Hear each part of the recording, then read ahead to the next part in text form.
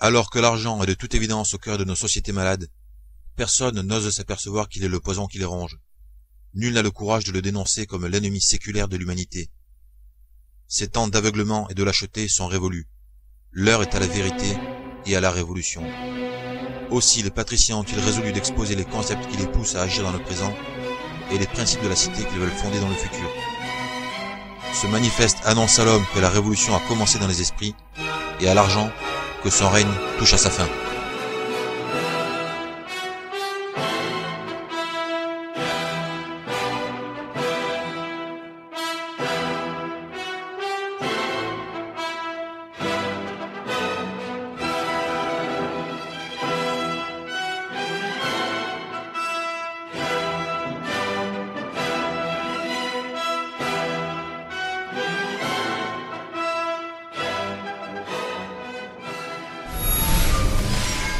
Manifeste des patriciens, titre 1, l'association politique. Une association politique est constituée d'individus librement réunis pour échapper à l'état de nature et accroître par la combinaison de leurs forces leurs chances de survie. L'instinct de conservation est à l'origine de l'association politique, également appelée société ou cité. Le but premier de toute société est d'assurer au mieux de ses moyens la sécurité de ses membres appelés citoyens. La sécurité est le premier droit fondamental du citoyen. La sécurité d'un citoyen ne dépend pas de ses capacités à se défendre, mais des capacités de ses concitoyens à le défendre. C'est parce que les citoyens se protègent mutuellement que la sécurité existe en tant que droit et que chacun d'eux la mérite et en jouit. Le premier devoir du citoyen est donc de défendre ses concitoyens.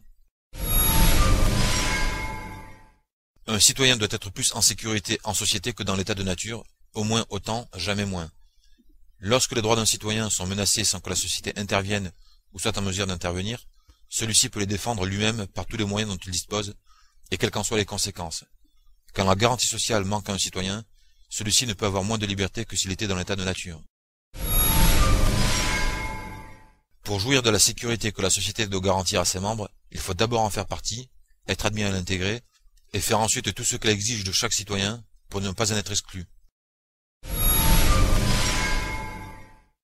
Nul n'adhère librement à une association qui exige plus de lui que des autres membres. Des associés ne peuvent exiger de nouveaux venus moins qu'ils n'exigent d'eux-mêmes. Les membres d'une association ne peuvent garantir à l'un d'entre eux des avantages dont ils se privent. Une association politique impose nécessairement à tous ses citoyens les mêmes devoirs et garantit fatalement à chacun d'eux les mêmes droits. Il n'y a de droit qu'en société, qu'entre individus ayant des devoirs, les mêmes devoirs les uns envers les autres, se garantissant ainsi mutuellement les mêmes droits. Il n'y a de société que dans l'égalité des citoyens, en devoirs et en droits.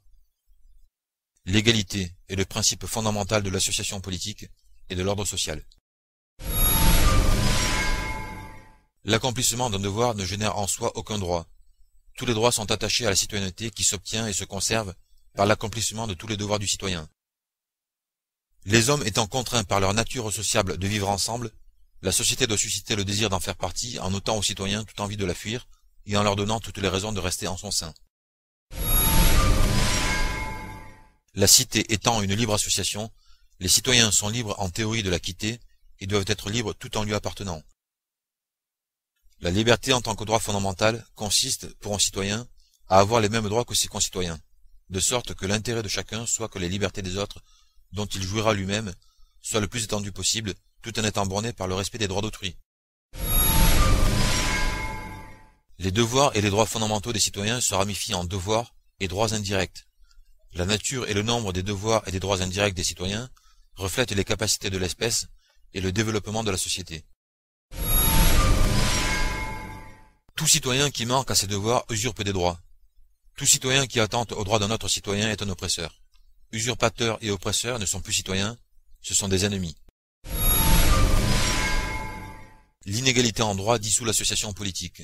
Il n'y a pas d'association, il n'y a ni devoir ni droit au vrai sens du terme entre un esclave et un maître. Il n'y a entre eux qu'un rapport de force.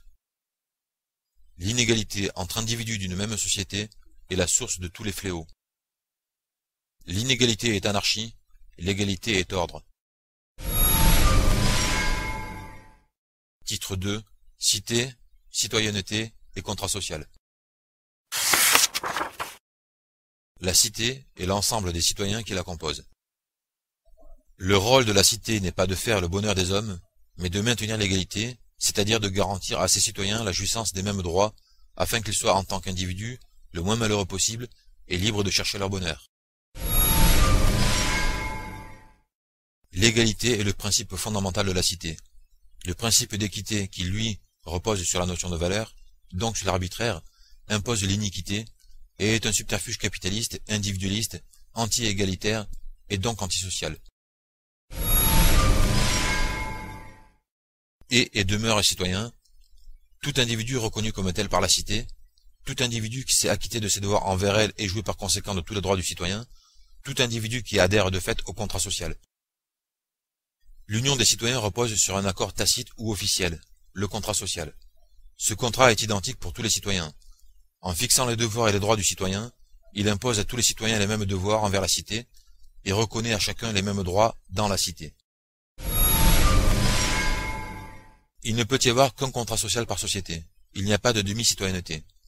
Les citoyens doivent jouir des mêmes droits, lesquels ne peuvent être garantis que si tous les citoyens ont les uns envers les autres les mêmes devoirs. Un individu ne peut être lié à d'autres d'une manière, sans que les autres ne soient de fait liés à lui de la même manière. Les clauses du contrat social résultent des lois naturelles de l'association politique. Les contrats sociaux ne varient d'une cité à une autre que sur la forme. Rien n'étant plus facile que d'ignorer et enfreindre ce qui est tacite, la cité doit adopter un contrat social officiel, de sorte que chaque citoyen sache ce qu'elle exige de lui comme de tous ses concitoyens, et ce qu'il peut et doit exiger d'elle en retour. Sans contrat social, point de cité, point d'égalité. Hors égalité, point de société, de citoyens, de liberté, de devoir, de droit, de république, de démocratie, etc.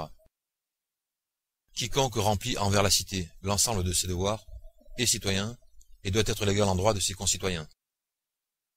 Quiconque manque à un seul de ses devoirs risque la perte de tous ses droits sans pouvoir prétendre être opprimé.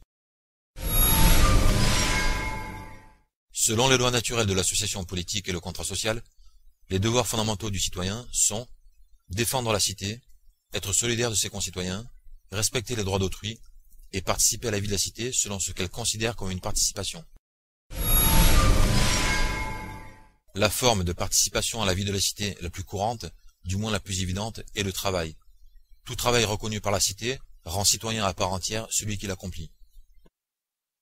Le travail est la forme de participation à la vie de la cité qui consiste à mettre le fruit de ses efforts sur le marché en contrepartie du statut et des droits du citoyen.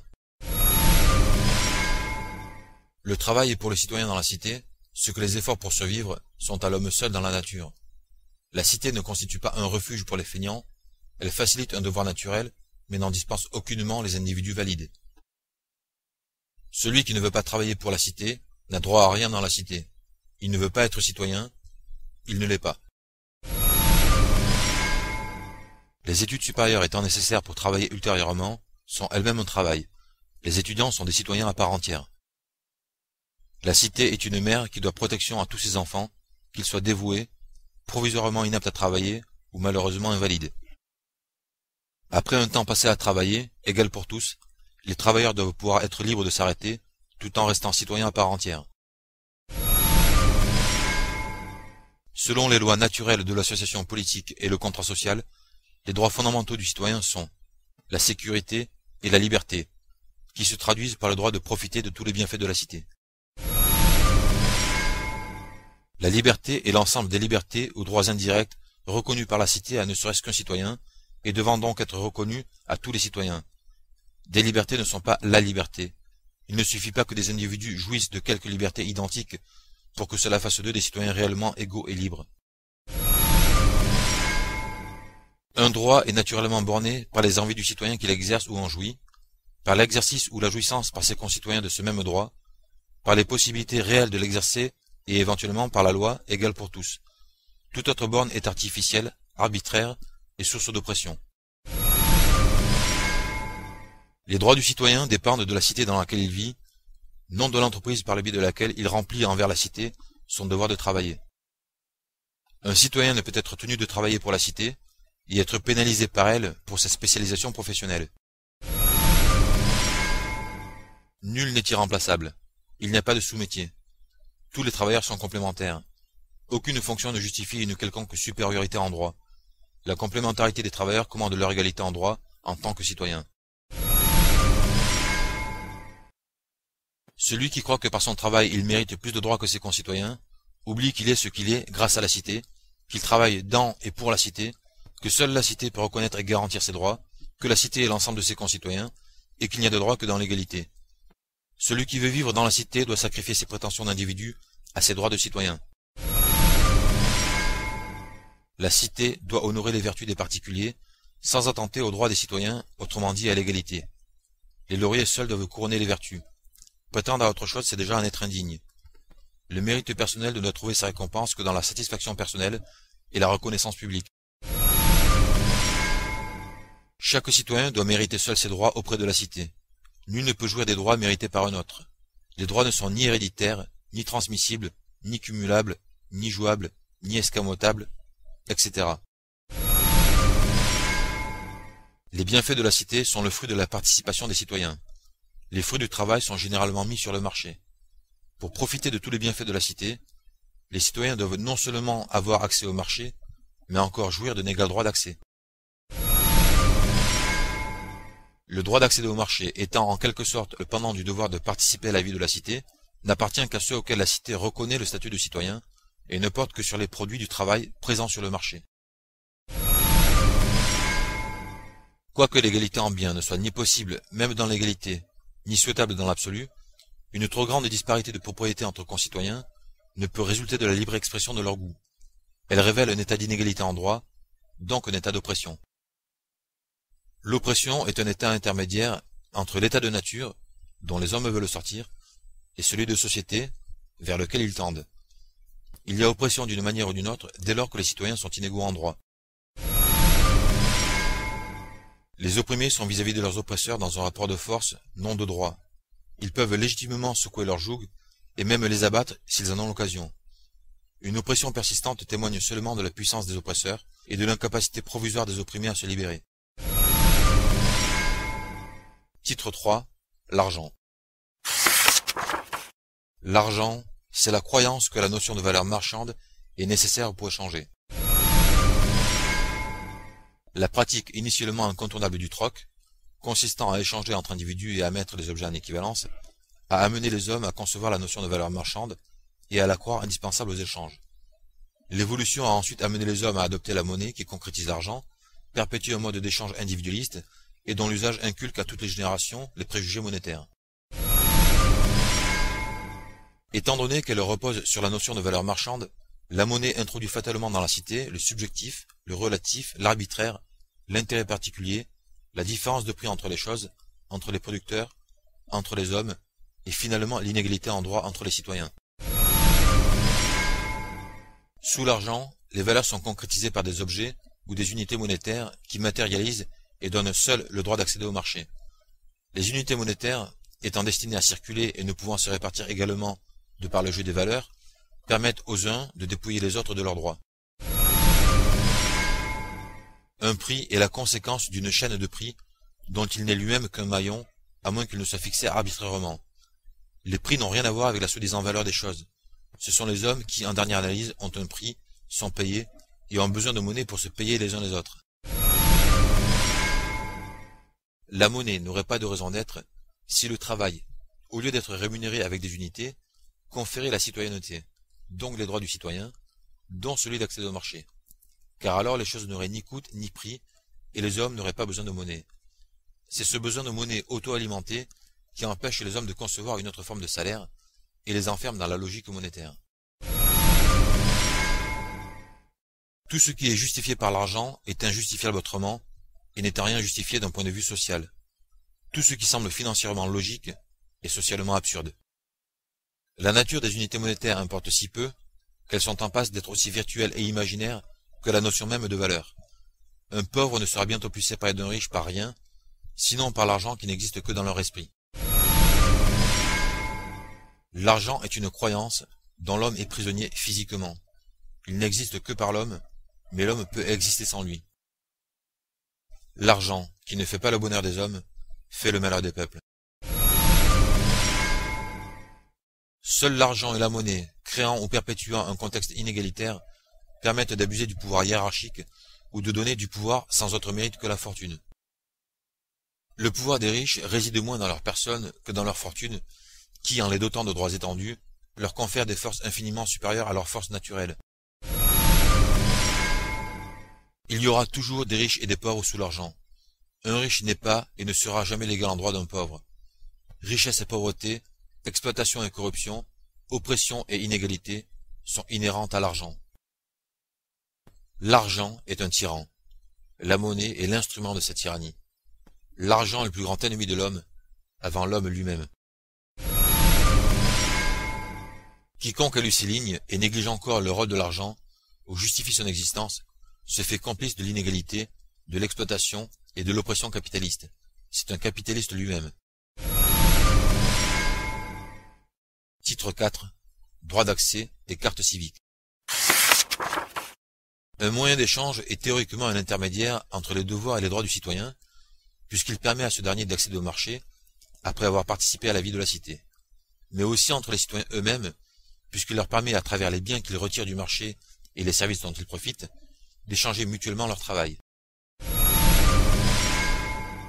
L'existence d'un moyen d'échange implique, d'une part, la complémentarité et l'interdépendance des travailleurs en particulier et des citoyens en général. D'autre part, l'incapacité des citoyens de pourvoir individuellement à tous leurs besoins et la nécessité pour chacun d'eux de pouvoir accéder au marché.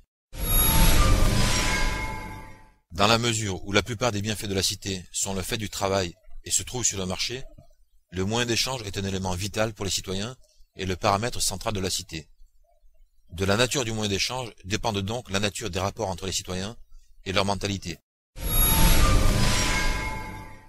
Étant donné que la monnaie accapare le droit d'accéder au marché et ne peut se répartir également, elle confère aux citoyens un droit d'accès fatalement inégal, inégalité qui se répercute sur tous les autres droits et anéantit l'état de droit, donc la société même. Les citoyens ne peuvent être égaux en droit, sans jouir également de tous les bienfaits de la cité, sans jouir d'un égal droit d'accès au marché, autrement dit sans avoir le même pouvoir d'achat, pouvoir sans autre borne que les possibilités réelles du marché et la loi. La monnaie est un moyen d'échange parmi tous les moyens d'échange possibles. Elle véhicule uniquement une conception de l'échange, alors qu'un moyen d'échange digne de la cité doit aussi véhiculer un concept de société. Un moyen d'échange est le paramètre le plus stable d'une société. Il en est le cœur. Rien n'est plus difficile que d'en changer. Une fois adopté, il façonne les hommes à son image. Pour que les citoyens soient et demeurent égaux en droit, pour que les droits soient à l'abri des caprices des hommes, les droits et les principes de l'ordre social doivent être sous la sauvegarde d'un moyen d'échange. Des unités limitent le pouvoir d'achat. L'égalité du droit d'accès exclut le recours à toute forme d'unité ou de rationnement et implique l'usage d'un moyen d'échange qui confère à tous les citoyens un pouvoir d'achat théoriquement illimité. Le droit d'accéder au marché et de profiter des bienfaits de la cité doit être attaché à la citoyenneté elle-même, au fait d'être citoyen, et non dépendre d'unités insignifiantes. Le moyen d'échange de la cité sera une carte à puce qui utilisera la technologie des cartes de crédit, mais qui s'obtiendra de la cité en contrepartie d'une participation reconnue et permettra essentiellement de vérifier la citoyenneté de son détenteur.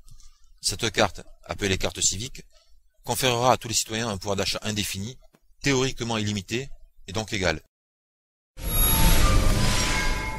La carte civique est l'évolution naturelle de la carte de crédit, qui, à mesure que son usage devient exclusif, rend la monnaie de plus en plus virtuelle, introduit l'idée qu'une carte pourrait être en soi un moyen d'échange, et creuse la tombe de l'argent. Lorsque tous les citoyens disposent d'un pouvoir d'achat théoriquement illimité, aucun ne peut accaparer la production, dépouiller les autres de leurs droits, les asservir ou les soudoyer. Nul ne peut se vendre, ni voir dans ses égaux des maîtres. L'indigestion est suscitée par la rareté, la modération par l'opulence. Pour que l'homme soit libéré des obsessions matérialistes, il faut qu'il puisse assouvir une bonne fois pour toutes les frustrations que l'argent et ses limites font naître en lui et qu'il ne ressente plus la gêne. Quand l'égalité est inaltérable, la tyrannie est impuissante à renaître et la vertu est dans les mœurs. Instaurer définitivement l'égalité et anéantir conséquemment tout germe de tyrannie est le double but de la carte civique sur laquelle repose la révolution prônée par les patriciens. Cette carte, en se substituant à la monnaie, anéantira de fait l'argent et l'empêchera de ressusciter. Titre 5. Capitalisme, libéralisme et dynamisme économique. Le capitalisme est un système régi essentiellement par les lois de l'argent, sans lequel il n'y a pas de capitalisme possible. L'argent est le cœur du capitalisme. À l'heure des cartes de crédit, instaurer la carte civique sera un acte chirurgical mortel pour le capitalisme et indolore pour les hommes. Le capitalisme est lui-même en train de mettre en place toutes les structures nécessaires à l'instauration d'une cité. Sous l'argent, la seule alternative au capitalo-libéralisme est le capitalisme d'État. Il n'y a d'égalité et de liberté, ni dans l'un, ni dans l'autre. L'égalité condamne le capitalisme. La liberté réclame le libéralisme. Du libéralisme sans capitalisme, là est la révolution. Dans une société digne de ce nom, rien n'est nationalisé, rien n'est privatisé. Tous les citoyens servent la cité. Travailler étant un devoir envers la cité, tous les fruits du travail appartiennent en premier lieu à la cité avant de devenir la propriété des citoyens lorsqu'ils les retirent du marché par l'exercice de leur droit d'accès. La cité qui garantit les droits doit aussi veiller à l'accomplissement des devoirs. Si la cité n'a pas à planifier l'économie, elle ne saurait néanmoins rester dans l'ignorance de ce qui se trame en son sein. Elle doit avoir un droit de regard sur le travail pour savoir qui travaille, donc qui est citoyen. Dénier ce droit à la cité, c'est prôner sous quelque prétexte que ce soit l'anarchie sous quelque nom que ce soit. Dans la mesure où le moyen d'échange permet de profiter du travail d'autrui, il ne peut être obtenu par les travailleurs qu'en contrepartie d'un travail dont le marché est, à tort ou à raison, demandeur. Produire sans vendre est aussi nul que n'avoir pas travaillé. Acquérir sans rien offrir de son côté est un vol. Les résultats minimums exigés des travailleurs ou des entreprises par la cité doivent donc porter sur les ventes, non sur la production. Il n'y a pas de contrôle plus démocratique sur les entreprises que la loi du marché lorsque les citoyens sont libres et égaux, puisque les travailleurs en tant que consommateurs s'imposent indirectement de travailler pour satisfaire leurs appétits. Que les entreprises aient en plus le devoir légal de satisfaire la demande et les consommateurs le droit de se plaindre de l'offre, alors le marché impose aux entreprises de faire abstraction des résultats exigés par la cité et de produire conformément aux désirs des citoyens. Produire le moins cher possible pour faire le plus de profit est la source du dynamisme du capitalo-libéralisme. Produire de la qualité en quantité pour satisfaire une demande colossale et exigeante est la source du dynamisme économique d'une cité. Quand la demande est théoriquement infinie, elle est éternellement supérieure à l'offre. Le plein emploi est une fatalité. Titre 6. Égalité et révolution. L'égalité est socialement nécessaire, techniquement possible et historiquement imminente. Les évolutions techniques et économiques entraînent fatalement l'évolution des droits et des structures politiques. Les progrès fulgurants du XXe siècle n'ayant pas encore porté leurs fruits, et le décalage entre le potentiel de la société et les conditions des citoyens étant plus grand que jamais et manifestement insupportable, des bouleversements positifs d'une ampleur sans précédent sont aussi inévitables qu'indispensables. Hors des sociétés primitives, les conditions nécessaires à l'instauration de l'égalité sont les capacités de production de masse et l'informatique. Les seuls obstacles à l'égalité sont aujourd'hui l'ignorance des hommes quant à la nature et au rôle exact de l'argent, l'inconnu quant au pourquoi et au comment l'anéantir, le manque de résolution de ceux qui le savent, et le temps. À l'échelle de l'humanité, la révolution est faite. À l'échelle de l'homme, il ne reste plus qu'à la faire. Titre 7. Citoyenneté et nationalité. La cité au sens large est l'ensemble des citoyens. La cité au sens strict, la nation, est l'ensemble des citoyens nationaux. Citoyenneté et nationalité sont deux choses distinctes. La première est un choix d'ordre économique et vital, la seconde d'ordre politique et sentimental. Cette distinction est indispensable à l'heure où les hommes sont plus mobiles que jamais. Les droits fondamentaux sont attachés à la citoyenneté, les droits politiques à la nationalité. La nationalité confère des droits particuliers, qui sont de pouvoir participer directement à la formation des lois, de pouvoir les servir dans le cadre des institutions et des corps spécialement chargés d'en assurer l'application, de pouvoir travailler dans les secteurs sensibles et éventuellement de pouvoir disposer du sol de la cité. Tout citoyen peut obtenir la nationalité relative à telle cité, à condition de remplir les conditions qu'elle exige. La nationalité se conserve en remplissant des devoirs particuliers qui attestent la fidélité du citoyen envers la cité. Titre 8. Le sol. La terre étant l'asile et la propriété du genre humain, le sol en théorie appartient à tous les hommes en général et à aucun en particulier. En pratique, et d'ici à ce que l'humanité forme une seule cité, ce principe n'est applicable qu'au niveau des cités existantes. La cité est seule propriétaire de son sol. Le moyen d'échange qui permet aux citoyens de s'approprier des biens issus de la production en les retirant du marché ne donne aucun droit sur le sol. Seule la cité peut confier des portions de son sol, selon des conditions égales pour tous les citoyens et fixées par la loi. Si les occupants ou les exploitants de la terre passent pour des propriétaires aux yeux de leurs concitoyens, ils ne le sont pas pour la cité qui la leur a confiée provisoirement dans son intérêt ou pour accéder à des requêtes légitimes ne contrariant pas l'intérêt général. Seuls les citoyens nationaux peuvent, dans la mesure du possible, disposer d'une portion du sol de la cité à des fins privées ou publiques. La cité doit néanmoins garantir un terrain cultivable aux hommes nés et vivant sur le territoire national qui ne veulent pas être citoyens. En confiant son sol à titre d'outil de travail, la cité, en contrepartie du statut de citoyen et de la sécurité qu'elle assure à l'exploitant, exige de lui un rendement proportionnel à la surface attribuée ou relatif à la nature de la production et la mise sur le marché de celle-ci.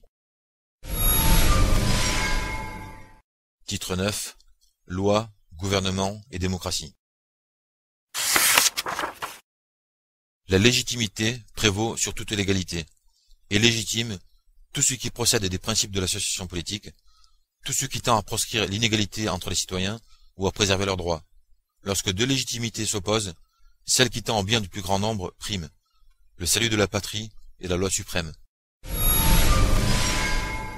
La souveraineté appartient exclusivement au peuple, c'est-à-dire aux citoyens nationaux encore, autrement dit à la nation.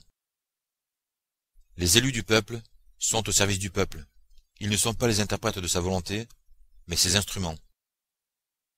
La volonté du peuple, clairement exprimée, fonde seule la légitimité des pouvoirs exercés et des décisions prises en son nom.